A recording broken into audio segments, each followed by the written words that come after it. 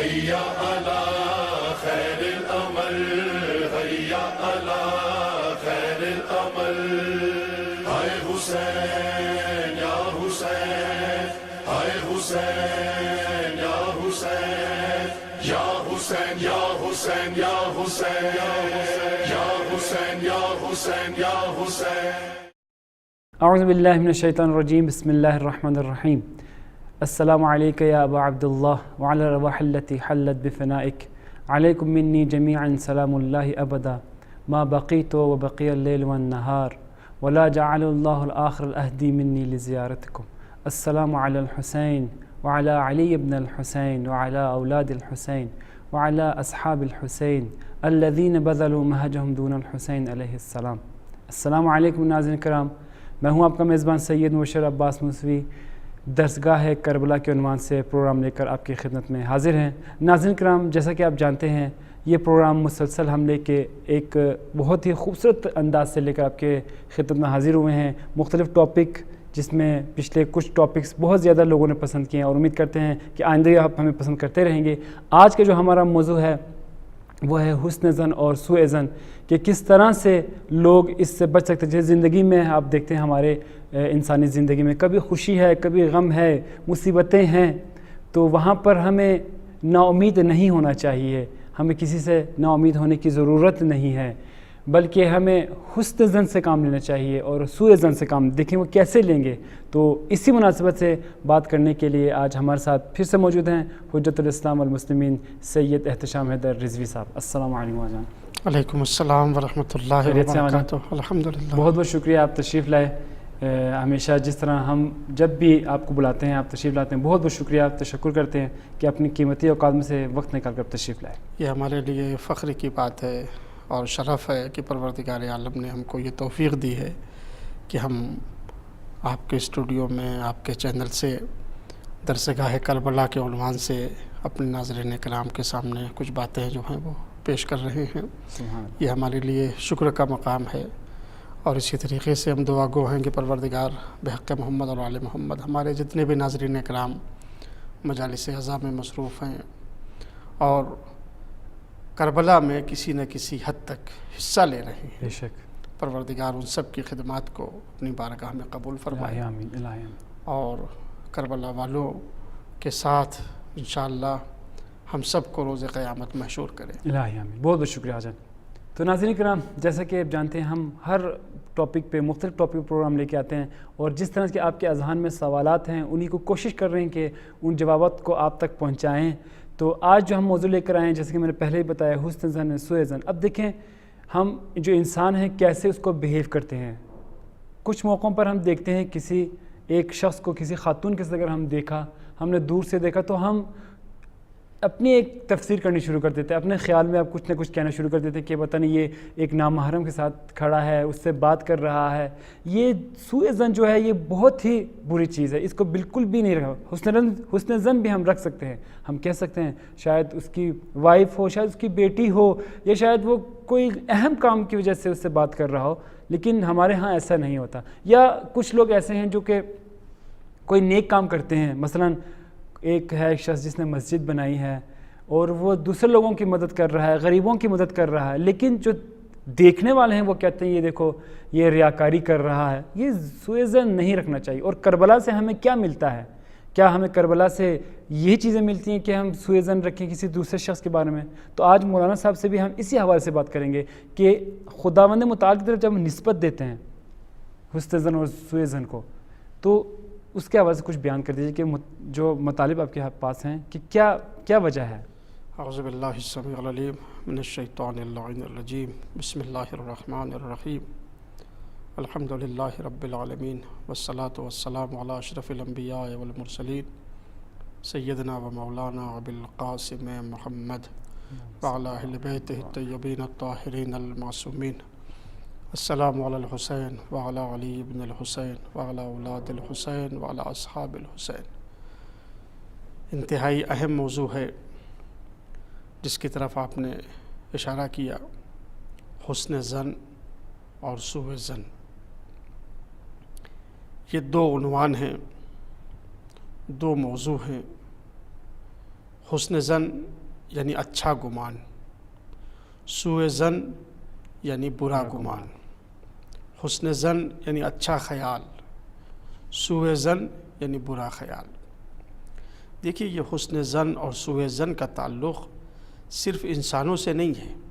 سبحان اللہ۔ ایسا نہیں ہے کہ ایک انسان دوسرے انسان کے بارے میں بدگمان ہوتا ہے، بدگمان رکھتا ہے، سوء زن کرتا ہے، بلکہ یہ سوء زن جو ہے وہ کبھی انسان سے بالاتر جو ہستی ہے، جو ہمارا اور آپ کا خالق ہے، ہمارا اور آپ کا مالک ہے، انسان اس کے بارے میں بھی سوء زن کرتا ہے۔ اللہ اکبر۔ حسن زن صرف یہی نہیں کہ انسان کا انسان کے بارے میں حسن زن، بلکہ انسان سے جو بالاتر ہے، جو ہمارا اور آپ کا پروردگار ہے، اس کے بارے میں بھی حسن زن اور سوء زن رکھ سکتے ہیں، رکھنے کا حکم دیا گیا ہے، اور اپنے کو سوء زن سے بچانے کا حکم دیا گیا ہے۔ جی بالکل۔ تو یہ دو عنوان جو ہیں ان کا تعلق صرف انسانوں سے نہیں ہے، صرف عام لوگوں سے نہیں ہے، بلکہ اس کا تعلق معصومین سے بھی ہے۔ معصوم کے بارے میں حسن زن رکھنا، خدا کے بارے میں حسن زن رکھنا، معصوم کے بارے میں بدگمان نہ ہونا، خدا کے بارے میں بدگمان نہ ہونا۔ کیسے انسان خدا کے بارے میں بدگمان کیسے ہوتا ہے، اور خدا کے بارے میں حسن زن کیسے رکھنا ہے؟ جی دیکھیے ہمارے یہاں احادیث میں اس بات کی تاکید کی گئی ہے کہ احسن باللہ الظن، اللہ کے بارے میں اچھا گمان رکھو، سبحان اللہ، اللہ کے بارے میں حسن زن رکھو۔ خبردار اللہ کے بارے میں برا گمان نہ رکھنا۔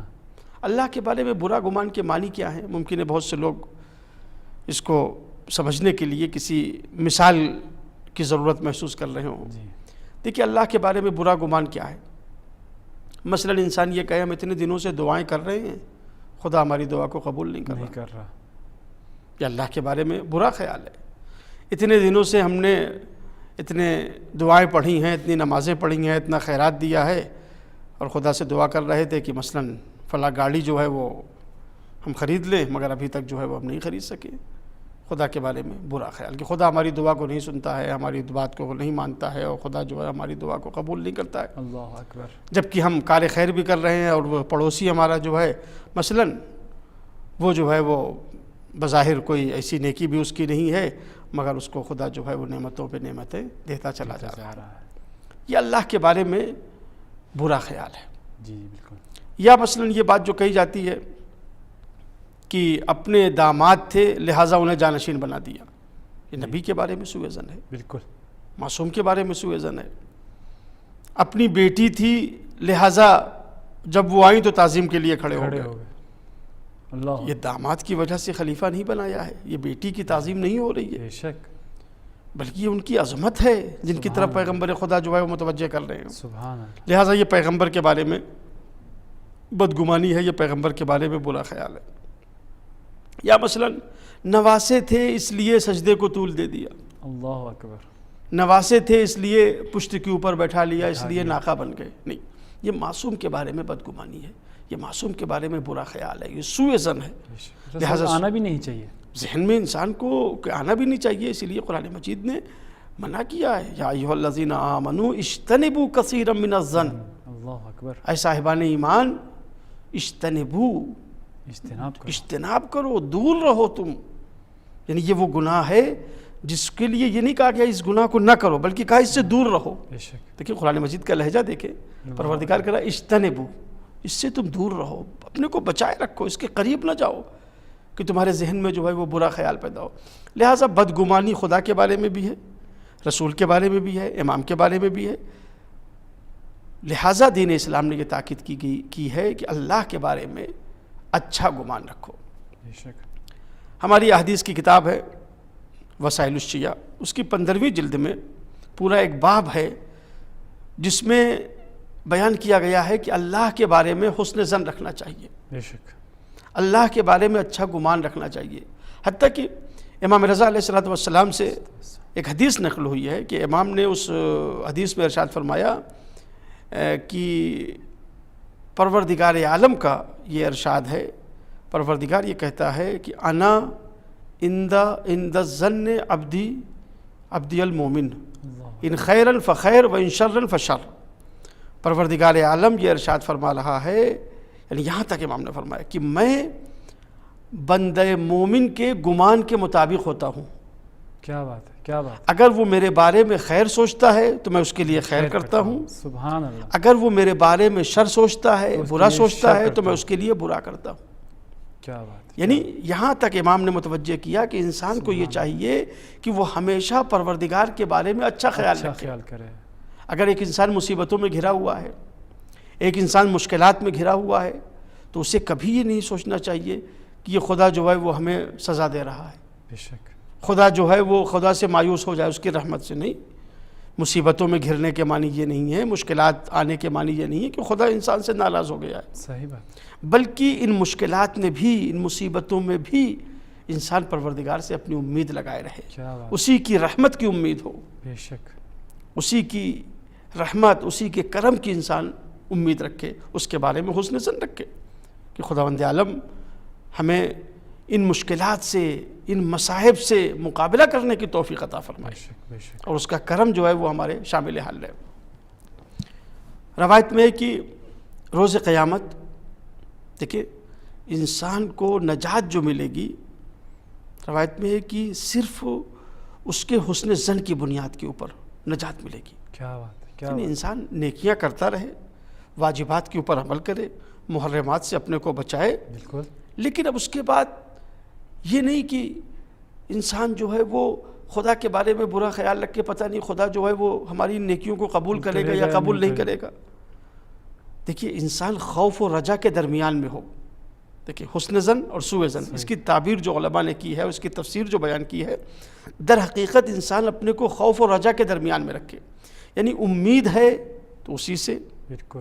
خوف ہے تو اسی کا. بے شک. اس کے بارے میں حسن ظن یہ رکھے، عبادتیں کرتا رہے، واجبات پہ عمل کرتا رہے، محرمات سے اپنے کو بچاتا رہے. اس کے بعد کہ پروردگار تیرے کرم کے اوپر مجھے امید ہے سبحان کہ تو مجھے جنت میں داخل کرے گا. اللہ. یہاں پر میں ایک بات اضافہ کرتا چاہوں کہ جس طرح آپ نے فرمایا کہ لوگ جو ہیں وہ اس طرح رکھتے ہیں کہ خود پتہ نہیں خدا ہماری جو عبادت ہے قبول کرے گا یا نہیں. تو ہمارے سامنے بہت سے ایسے واقعات ہیں کہ کچھ لوگ مثلا، میں نے ایک دوست ہے میرے، تو ان سے کہا مثلا یہ کام نہ کر، تو وہ کہتا ہے کہ کون سا خدا نے قبول کرنی ہے یار ہماری یہ کام. یہ خدا کے بارے میں سوء ظن ہے. سوء ظن ہے واقعا. یہ سوء ظن کی مثال ہے. یعنی بالکل ایسا. اگر کوئی پوچھے کہ خدا کے بارے میں سوء ظن کیا، کہ کون خدا کیا ہماری باتوں کو قبول کرے گا، خدا کیا ہمارے عمل کو قبول ہم کرے گا. گناہگار ہیں، خدا کہاں، اور ہم اس طرح کی باتیں کرتے ہیں. خداوند عالم کے بارے میں حسن ظن رکھ. اس سے زیادہ کریم کون ہوگا؟ بے شک. اس سے زیادہ رحیم کون ہوگا؟ اس سے زیادہ رحمان کون ہوگا؟ بے شک. بے شک. اتنا وہ اپنے بندوں کو موقع دے رہا ہے. روایت میں والد ہوا ہے کہ اگر انسان روز قیامت خدا کی رحمت کو دیکھے گا، ایک گنہگار ہوگا، پروردگار جو ہے وہ فرشتوں کو حکم دے گا کہ اس کو جہنم میں لے جاؤ. یہ روایت ہمارے ہاں بہار الانوار میں بھی ہے، اور دوسری ہماری روایات کی جو کتاب ہے ان میں یہ روایت وارد ہوئی ہے کہ وہ گنہگار شخص جو ہے پروردگار حکم دے گا کہ اسے جہنم میں لے جاؤ. فرشتے جب اسے جہنم کی طرف لے کر چلیں گے تو وہ مڑ مڑ کر رحمت الہی کی طرف دیکھ رہا ہوگا. کیا بات ہے. عرش الہی کی طرف دیکھ رہا ہوگا. آواز قدرت آئے گی کہ تم کیا دیکھ رہے ہو؟ تو وہ بندہ کہے گا کہ پروردگار میں گنہگار تھا، لیکن مجھے تیری رحمت کی امید تھی. سبحان اللہ. سبحان اللہ. مجھے تیرے کرم کی امید تھی. کیا بات. میں یہ امید لے کر آیا ہوں کہ تو مجھے معاف کر دے گا. مجھے یہ امید نہیں تھی کہ تو مجھے جہنم میں ڈال دے گا. تو پروردگار کہے گا کہ اس بندے کو آزاد کر دیا جائے، اس شخص کو آزاد کر دیا جائے. کیوں؟ اس لیے کہ یہ میرے بارے میں حسن ظن رکھتا تھا، میرے بارے میں اچھا گمان رکھتا. بہت اچھا. لہٰذا انسان نیکیاں کرتا رہے، اپنے کو برائیوں سے بچاتا رہے، اس کے بعد اللہ کے بارے میں حسن ظن رکھے، اللہ کے بارے میں اچھا گمان رکھے، نبی کے بارے میں اچھا گمان رکھے، امام کے بارے میں اچھا گمان رکھے. کبھی بھی مشکلات میں انسان خدا سے مایوس نہ ہو، مصیبتوں میں خدا سے مایوس نہ ہو. نہیں ہونا چاہیے. انبیاء کی سیرت ہماری نگاہ کے سامنے ہے. جناب ایوب کی پوری سیرت قرآن مجید نے بیان کی ہے. سبحان اللہ. کتنے مصائب میں، کتنی مصیبتوں میں، مگر اللہ کی رحمت سے مایوس نہیں تھے. کیا بات ہے. خود واقعہ کربلا میں ہم دیکھتے ہیں کس طریقے سے کربلا والوں کو پروردگار کے بارے میں کیسے انہیں حسن ظن ہے. سبحان اللہ. ثانیہ زہرا اتنی قربانیوں کے باوجود فرماتی ہیں ما رأیت منہ الا جمیلا، سبحان اللہ، میں نے کیا خدا بات، سے نیکی کے علاوہ کچھ بھی نہیں دیکھا ہی دیکھا، نہیں ہے، کیا بات ہے، میں نے خدا سے اچھائی کے علاوہ کچھ بھی نہیں دیکھا ہے۔ بہت لہٰذا کربلا ہم کو جو پیغام دے رہی ہے، کربلا سے جو ہمیں درس مل رہا ہے، وہ یہی حسن ظن کا درس ہے کہ اللہ کے بارے میں اچھا گمان رکھنا۔ اور جس طریقے سے ہمیں حکم دیا گیا ہے کہ ہم اللہ کے بارے میں اچھا گمان رکھیں، اسی طرح سے حکم دیا گیا ہے کہ اللہ کے جو بندے ہیں ان کے بارے میں بھی حسن ظن رکھیں، سوء ظن نہ کریں۔ آج ہمارے معاشرے میں اور ہمارے سماج میں جو چیز ہر جگہ مل جائے گی اس کا نام ہے سوء ظن۔ بالکل ایسے ہی، دفتر میں آپ دیکھیں تو سوء ظن، گھروں میں دیکھیں تو سوء ظن، بھائی کو بھائی سے سوء ظن ہے، زوجہ کو شوہر سے سوء ظن ہے، شوہر کو زوجہ سے سوء ظن ہے، ایک دفتر میں ایک کام کرنے والے کو دوسرے کام کرنے والے سے سوء ظن ہے، ایک پڑوسی کو دوسرے پڑوسی سے سوء ظن ہے۔ ہر جگہ سوء ظن کا بازار گرم ہے، بے شک، بدگمانی کا بازار گرم ہے۔ اور اس کے مقابلے میں حسن ظن اگر کوئی نادر چیز ہے، بہت ہی کم ملنے والی چیز ہے تو وہ ہے حسن ظن۔ اگر یہ کہیں پیدا ہو جائے تو اس معجزے سے کم نہیں ہے یہ سبحان اللہ، کہ انسان جو ہے وہ، جبکہ سوء ظن اتنا عیب عیب ہے کہ اگر انسان اپنے برے خیالات کا اظہار کر دے تو اس نے بہت بڑا گناہ کیا ہے۔ بالکل ایسے، یہ عیب اگر ظاہر ہو جائے تو یہ کبھی غیبت کی شکل میں ظاہر ہوگا، بے شک، کبھی الزام کی شکل میں ظاہر ہوگا، اللہ اکبر، کبھی تہمت کی شکل میں ظاہر ہوگا، اللہ اکبر، اور انسان جو ہے وہ گناہ کبیرہ کا مرتکب ہو جائے کہ گا، یہ بڑے بڑے گناہ ہیں یہ، انسان بڑے گناہوں کا مرتکب ہو جائے گا۔ ہمارے یہاں حسن ظن کے اوپر ائمہ معصومین علیہ السلام نے اتنی تاکید کی ہے، کہا کہ اگر تم کسی کے عمل کو دیکھو جو تمہاری سمجھ میں نہ آ رہا ہو، تم اسے بظاہر غلط سمجھ رہے ہو، صحیح، تو اس وقت بھی تم اس کے عمل کی تعویل کرو، چاہے تمہیں 70 تعویلیں کرنا پڑے۔ اللہ اکبر، یعنی کسی آدمی نے کسی کو کوئی کام کرتے ہوئے دیکھا اور وہ اس کی سمجھ میں نہیں آ رہا ہے، اسے غلط نظر آ رہا ہے، تو روایت میں آیا کہ تم اسے غلط نہ کہو بلکہ تم اس کے صحیح ہونے کی تعویل کرو، چاہے تم کو 70 تعویلیں کیوں نہ کرنا پڑے۔ سبحان اللہ، سبحان اللہ، مثال کے طور پہ ایک شخص کے ہاتھ میں شراب کی بوتل دیکھی، اللہ اکبر، دیکھیں یہ مثال جو ہے، شراب اس کے ہاتھ میں ہے۔ اب ظاہر ہے کہ جب شراب اس کے ہاتھ میں دیکھی ہے، اسلام کہتا ہے اس کے بارے میں بھی حسن ظن رکھو، یعنی تمہیں اگر کوئی برا عمل نظر آ رہا ہے تو اس کو تم صحیح کرو، اس کی تم تعویل کرو، چاہے 70 تعویلیں تمہیں کرنا پڑے۔ اس کے ہاتھ میں شراب دیکھی، اب ظاہر ہے کہ اسلام کا قانون یاد آیا کہ تم اس کے عمل کی تعویل کرو۔ اب اس نے سوچا کہ شاید بیچارہ مجبور ہو گیا ہو، شراب کی دکان پہ کام کر رہا ہوگا، شراب پہنچانے کے لیے کسی کے یہاں جا رہا ہوگا، مجبوری ہوگی، کوئی نوکری نہیں مل رہی ہوگی، فاقے ہو رہے ہوں گے، یہ مریض ہوگا، تو اس نے سوچا ہوگا کہ مثلاً ہم کیا کریں، اور اس دکان کے اوپر کام کرنے لگے اور وہ شراب پہنچانے کے لیے کسی کی دکان پہ جا رہا ہوگا۔ بالکل، یہ انسان نے توجیہ کر لی، جی، تعویل کر لی۔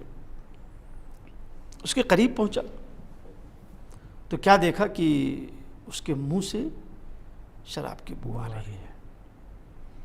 اب کیا کوئی کسر باقی رہ جاتی ہے؟ ہاتھ میں شراب کی بوتل ہے، منہ سے بو آ رہی ہے، منہ سے شراب کی بدبو آ رہی ہے۔ اب اس کے بعد کیا کوئی کسر رہ جاتی ہے کہ انسان کہے کہ یہ شرابی نہیں ہے؟ اب ظاہر ہے کہ دنیا کا مزاج کیا ہے، جیسے ہی دیکھا تو فوراً ارے ہم پہلے ہی سے سمجھتے تھے کہ یہ آدمی جو ہے وہ صحیح نہیں ہے۔ کسی اور کو بلا لیا، دوست کو بلا لیا، کہا دیکھا آپ نے، قریب ذرا جائیے، دیکھیے شراب کی بو آ رہی ہے۔ اب وہ بھی ذرا اگر ہمت والا ہوگا تو وہی کہہ دے گا یہ کیا، ہم تو ان کو بہت پہلے سے جانتے ہیں، چاہے اس نے کبھی اس سے پہلے شراب نہ پیتے ہوئے نہ دیکھا ہو۔ اور کوئی ہمت والا ہوگا تو شاید یہ کہہ دے گا کہ ہم ان کے باپ دادا کو بھی جانتے ہیں، استغفر اللہ، ارے یہ پورا خاندان ہی ایسا ہے۔ جبکہ اسلام یہ کہتا ہے کہ جیسے آپ اس شخص کی تعویل کر رہے تھے، جب آپ نے اس کے ہاتھ میں شراب کی بوتل دیکھی تھی تو اس وقت آپ یہ تعویل کر رہے تھے کہ شاید بیچارہ مجبوراً دکان پہ کام کر رہا ہوگا، مثلا ایسی دکان کے اوپر کام کر رہا تھا جہاں مثلا 999 آئٹم صحیح بیچے جاتے ہیں، بالکل ایسے ہی، ایک اس میں غلط کام ہے اور وہ ہے شراب کی بوتل اس میں رکھی ہوئی ہے وہ جو بیچی جاتی ہے۔ تو یہ چونکہ 999 کام صحیح کرتا تھا، ایک کام غلط تھا اس کے اندر، وہ بھی اس کی مجبوری کی بنا کے اوپر کہ چونکہ اس کو کوئی نوکری نہیں مل رہی تھی، اس کے یہاں فاقے ہو رہے تھے، لہٰذا مجبوراً بیچارہ یہ کام کرنے لگا تھا۔ جیسے وہاں انسان نے توجہ کی تھی، اسلام کہتا ہے یہاں بھی تم توجہ کرو جب اس کے منہ سے شراب کی بو آ رہی ہے۔ کیا توجہ کرو؟ وہ ممکن ہے کہ اس انسان کو کسی ظالم نے خنجر دکھا کر، چاقو دکھا کر، ریوالور دکھا کر اس کو مجبور کیا ہو اور شراب پلا دی ہو اس کو، تاکہ جب یہ شراب پی لے گا اس کے منہ سے بو آئے گی تو ہم لوگوں کو پروپیگنڈا کریں گے اور سمجھائیں گے کہ دیکھو یہ مسلمان ہے، یہ اسلام کا ماننے والا ہے اور یہ شرابی ہے، اور اسلام کو ہم بدنام کریں گے، مسلمان کو بدنام کریں گے کہ مسلمان ایسے ہوتے ہیں۔ اسلام نے کہا اتنی تم تعویل کرو، اگر کسی کو شراب پیتے ہوئے بھی دیکھ لو۔ اللہ اکبر۔ ممکن ہے کوئی آدمی یہ سوچے کہ اس کے معنی یہ ہیں کہ یہ تو جہاں بھی انسان اس طرح کی برائی دیکھے اور تعویل کرنے لگے تو یہ تو پھر گناہ کو حوصلہ بڑھانا ہے، گناہگار کی حوصلہ افزائی ہے۔ نہیں عزیزو، گناہگار کی حوصلہ افزائی نہیں ہے۔ در حقیقت اسلام وہ راستہ بتانا چاہتا ہے کہ جس سے انسان اپنے کو بھی برائیوں سے بچا سکے اور سماج کو بھی برائیوں سے روک سکے۔ کیا بات ہے۔ یا ایھا الذین آمنوا اجتنبوا کثیرا من الظن ان بعض الظن اثم۔ اے صاحبان ایمان، اپنے کو برائیوں سے بچاؤ، اس لیے کہ بعض برائیاں وہ ہیں، بعض بدگمانیاں وہ ہیں جو گناہ کا درجہ رکھتے ہیں۔ اللہ اکبر۔ کیسے ایک پڑوسی کو دوسرے پڑوسی کے بارے میں بدگمانی ہو جاتی ہے؟ بے شک۔ فرض کیجئے ماہ رمضان ہے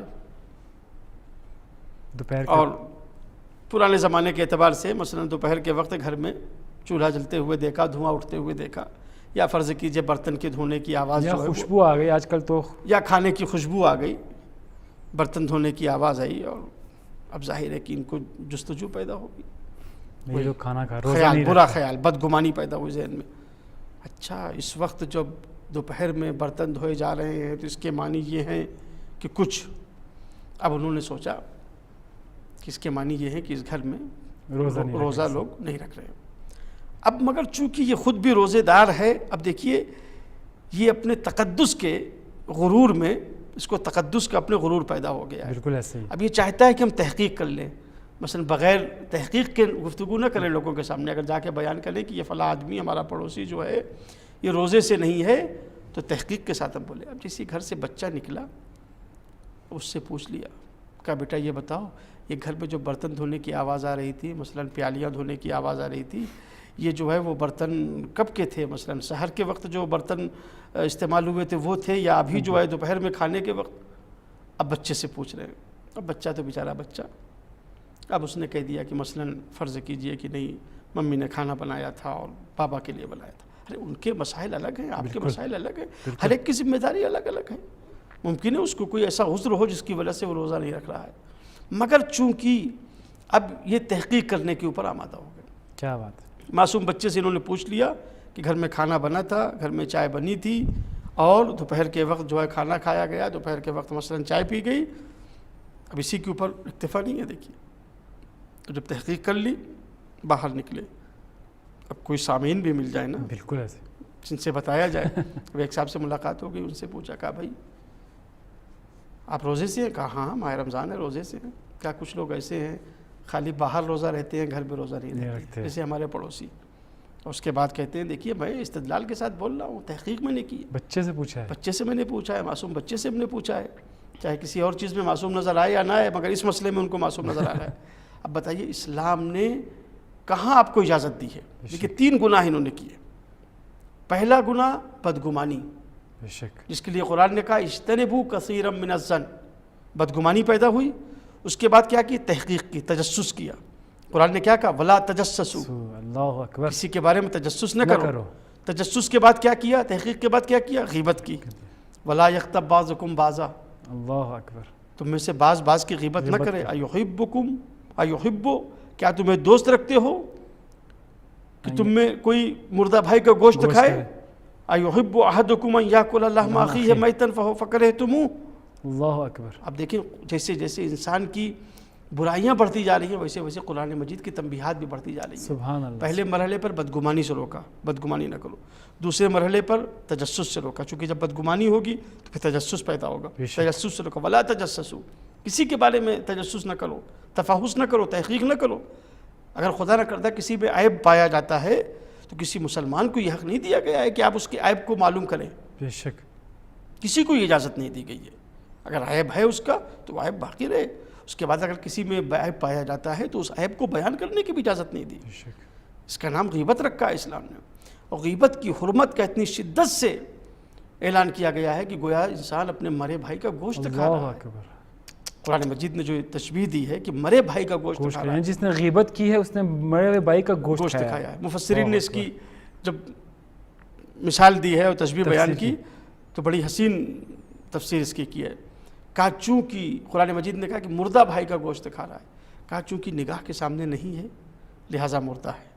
اللہ اکبر. اور اس کی برائی بیان کر رہا ہے تو انسان کی جب کوئی برائی کرتا ہے تو اس کی شخصیت کو مجروح کرنے کے لیے, بے شک, اس کی شخصیت کو گرانے کے لیے جی جی تو گویا اس کا گوشت نوچا جا رہا ہے. قرآن مجید نے منع کیا ہے. لہٰذا انسان بدگمانی سے اپنے کو بچائے. بدگمانی اگر پیدا ہوگی تو اس کے ساتھ ساتھ پھر جب وہ ظاہر ہوگی تو ظاہر تجسس کی منزل آئے گی, غیبت کی منزل آئے گی, برائیوں کی منزل آئے گی. لہٰذا اسلام نے کہا ہے کہ مسلمان کو برے خیالات سے بچنا چاہیے. اور ہمیں یہ حکم دیا گیا ہے کہ لوگوں کے بارے میں اچھا گمان رکھے, لوگوں کے بارے میں حسن ظن رکھے. یہ تو اسلام کی تعلیم ہے. بالکل. اس کے بعد اگر آپ تاریخ کے واقعات دیکھیں تو اندازہ ہوگا کہ واقعاً کس طرح سے معصومین نے ہم کو تعویل کرنے کا حکم دیا ہے, سبحان اللہ, اور خود کس طرح سے معصوم تعویل کر رہے ہیں. ایک آنے والا پیغمبر کے پاس آیا, سبحان اللہ, آنے کے بعد کہتا ہے یا رسول اللہ آپ مجھے سزا دیجیے, میں نے وہ جرم کیا ہے کہ مجھ پر حد جاری کی جائے, 100 کوڑے مجھے مارے. میں نے بدکرداری کی ہے, اللہ اکبر, 100 کوڑے جو ہے وہ مجھ پر لگانے چاہیے. معصوم کے سامنے یہ اقرار کر رہا ہے. جیسے ہی اس نے جرم کا اقرار کیا پیغمبر خدا نے اس کی طرف سے رخ موڑ لیا. اللہ اکبر. وہ کہتا ہے یا رسول اللہ میں مجرم ہوں, میں گنہگار ہوں, آپ جو ہے وہ مجھے سزا دیجیے, مجھ پر کوڑے لگائیے, میں نے گناہ کیا ہے. نبی نے فرمایا تو جانتا ہے کہ بدکرداری کے معنی کیا ہے؟ جس سزا کو تو مطالبہ کر رہا ہے کہ میں نے یہ گناہ کیا ہے تو یہ معلوم ہے کہ یہ گناہ کیا ہے؟ اس نے کہا ہاں وہی گناہ جس کے لیے آپ نے بیان فرمایا ہے, سزا بیان فرمائی ہے, وہی گناہ میں نے کیا. اللہ اکبر. اب نبی تعویل کر رہے ہیں, کہیں ایسا تو نہیں ہے. مثال کے طور پہ ہمارے یہاں یہ کہا گیا ہے حدیث میں کہ مثلاً یہ بدکرداری جو ہے ظاہر ہے کہ یہ ایک مخصوص عمل کا نام ہے. جی جی, بدکرداری یہ ایک مخصوص عمل کا نام. اس سے پہلے کتنے گناہ ہیں, اس کے بعد یہ منزل آتی ہے. مثلا انسان پہلے نامحرم کو دیکھتا ہے تو ہمارے یہاں کہا گیا کہ یہ نامحرم کو دیکھنا اگر یہ اس بدکرداری تک یہ نگاہ پہنچ جائے تو اس کو آنکھ کا زنا قرار دیا گیا. اللہ اکبر. اس کے بعد انسان دیکھنے کے بعد اور آگے بڑھتا ہے, فرض کیجئے کہ وہ اس نے ہاتھ ملا لیا اس سے تو اس کو ہاتھ کا زنا قرار دیا. اب جب وہ نبی کے سامنے یہ اقرار کر رہا ہے کہ میں نے بدکرداری کی ہے تو نبی اسے سمجھا رہے ہیں کہ ایسا تو نہیں ہے کہ یہ روایتیں اس نے پڑھی ہوں اور مثلا خالی کسی نامحرم کو دیکھا ہو اور آ گیا کہ ہم نے گناہ کیا ہے 100 کوڑے لگائے. وہ کہہ رہا ہے نہیں میں نے بدکرداری کی ہے, مجھے کوڑے لگائے. اللہ اکبر. یعنی نبی اسے اتنا بچانا چاہتے ہیں, تعویل کر رہے ہیں, اتنا تعویل کر رہے ہیں. لیکن اس کے بعد جب اس نے اقرار کر لیا تو اب پیغمبر خدا متوجہ ہوئے پروردگار کی طرف, مالک میں نے یہ چاہا تھا کہ تیرا بندہ ہے, میں نے یہ چاہا تھا کہ تیرا بندہ ہے, اس نے گناہ کیا, یہ تجھ سے معافی مانگ لے, مگر چونکہ اب یہ اقراری مجرم ہے, میرے سامنے بار بار اقرار کر رہا ہے, لہٰذا اب سزا دینا میرا فریضہ ہے. آپ نے جلاد کو حکم دیا کہ اس کو کوڑے لگائے جائیں. جلاد جب آگے بڑھا تو جلاد نے اس سے پوچھا کہ یہ بتاؤ جو نبی تم کو اتنے راستے بتا رہے تھے بچنے کے تو تم کیوں اپنے کو بار بار جو ہے وہ مجرم قرار دے رہے ہو؟ ارے خدا سے جا کے تم نے معافی مانگ لی ہوتی. سبحان اللہ. تمہیں معلوم ہے کہ کوڑے 100 کوڑے جب تمہاری پیٹھ کے اوپر پڑیں گے تو تمہارا کیا عالم ہوگا؟ اس نے کہا میں کوڑے کو بھی جانتا ہوں, کوڑے کی جو تکلیف ہوگی اس کو بھی میں جانتا ہوں, مگر میری نگاہ کے سامنے یہ کوڑے نہیں ہے, میری نگاہ کے سامنے آتش جہنم. اللہ اکبر. میری نگاہ کے سامنے وہ جہنم کی چنگاری ہے. اللہ. میں جانتا ہوں کہ یہ کوڑے اس جہنم کی چنگاری کے مقابلے میں کچھ بھی نہیں ہے. یہ زحمتیں ابھی میں برداشت کروں گا, ابھی ختم ہو جائیں گی, لیکن میں پاک و پاکیزہ خدا کی بارگاہ میں جانا چاہتا ہوں.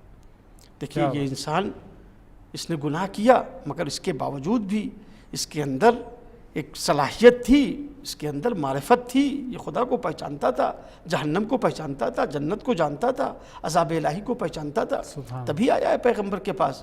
نفس نے گمراہ کر دیا، گناہ کر لیا، لیکن اس کے باوجود بھی اس کا نفس جو ہے وہ اس بات کو قبول کرنے کے لیے تیار نہیں ہے کہ میں عذاب الہی کا مقابلہ کر سکوں، اللہ اکبر، لہٰذا نبی کے پاس آیا ہے۔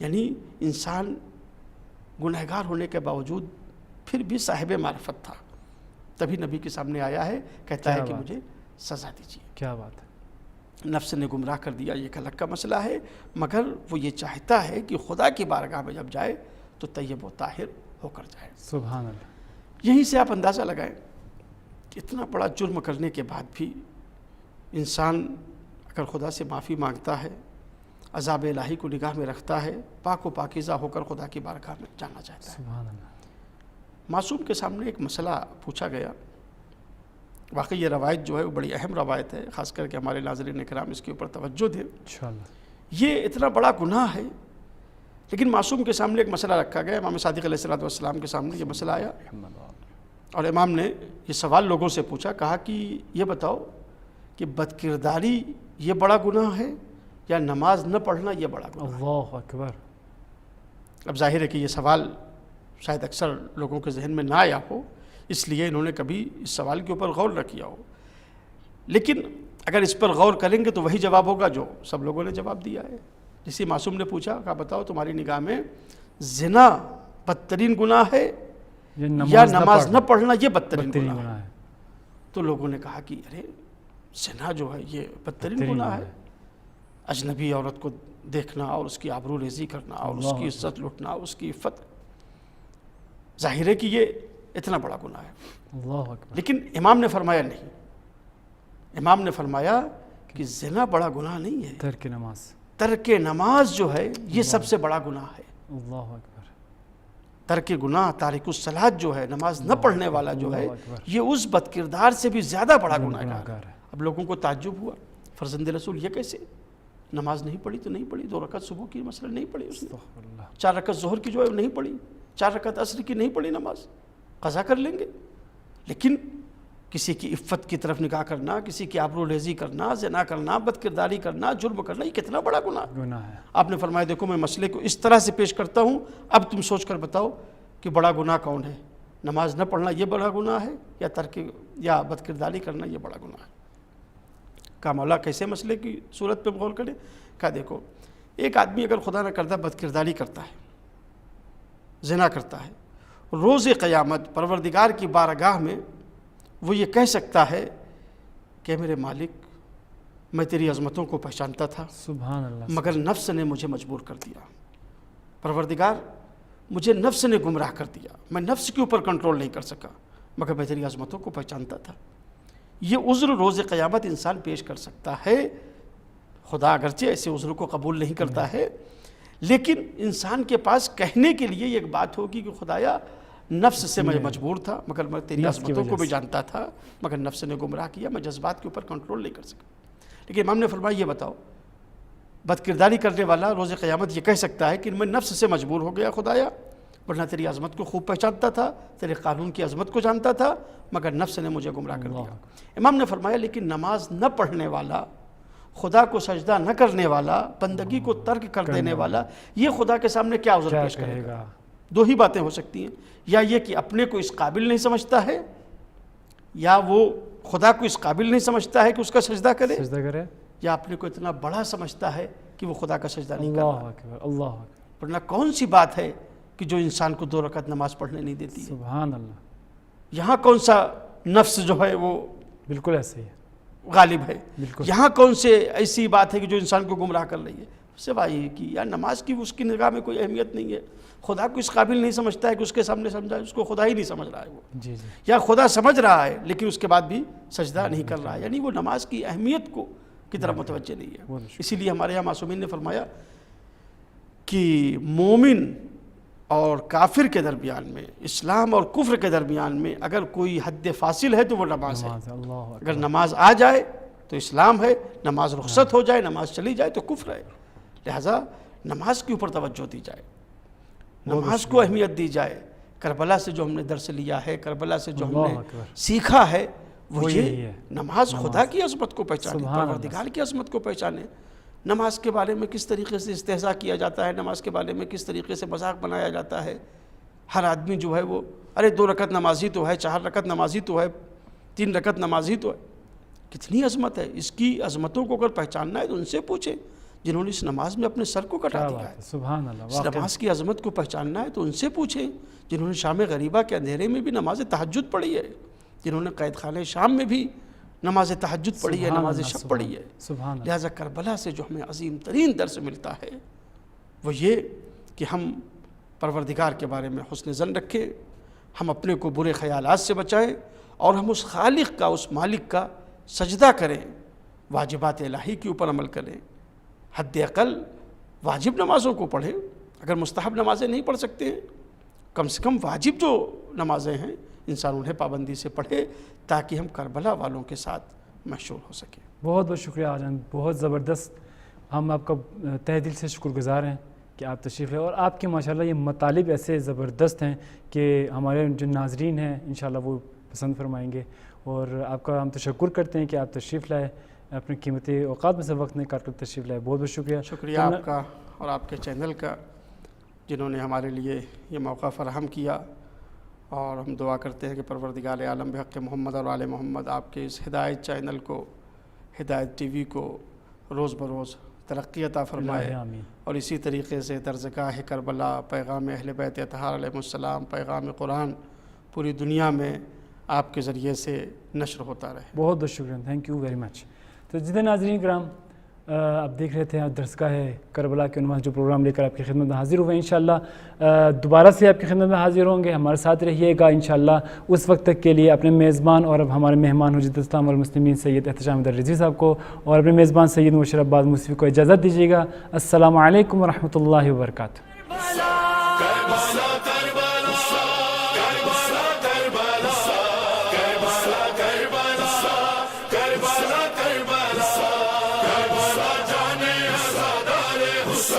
کربلا عاشق سوار حسین، حسین، حسین